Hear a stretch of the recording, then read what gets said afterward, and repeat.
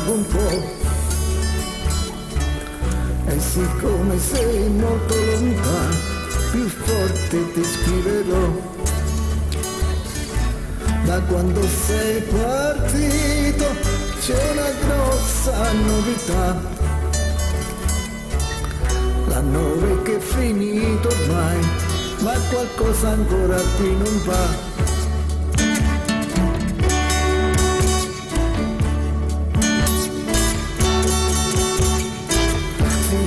Poco la sera, compreso quando è festa, e c'è chi ha messo dei sacchi di sabbia vicino alla finestra e si sta senza parlare per intere settimane. E a quelli che hanno niente da dire, che tempo ne rimane. Ma la televisione ha detto che il nuovo anno porterà una trasformazione e tutti quanti stiamo già aspettando. Sarà 3 volte Natale e festa tutto il giorno.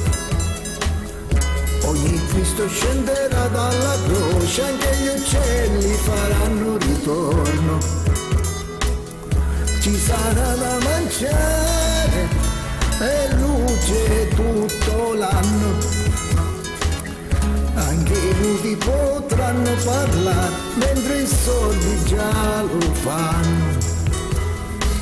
E si farà l'amore, ognuno come gli va. Anche i preti potranno sposarsi, ma soltanto una certa età.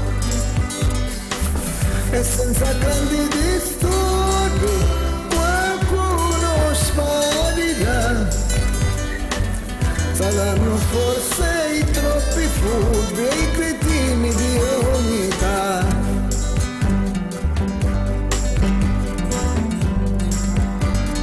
Vedi caro amico, cosa ti scrivo e ti dico, e come sono contento di essere qui in questo momento. Vedi, vedi, vedi, vedi, vedi caro amico, cosa ti devo inventare per poter vederci sopra, per continuare a sperare.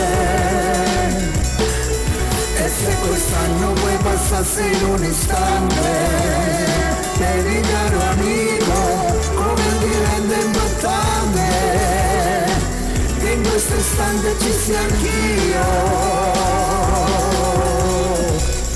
L'anno che sta arrivando, tra un anno passerà. Io mi sto preparando e questa è la novità.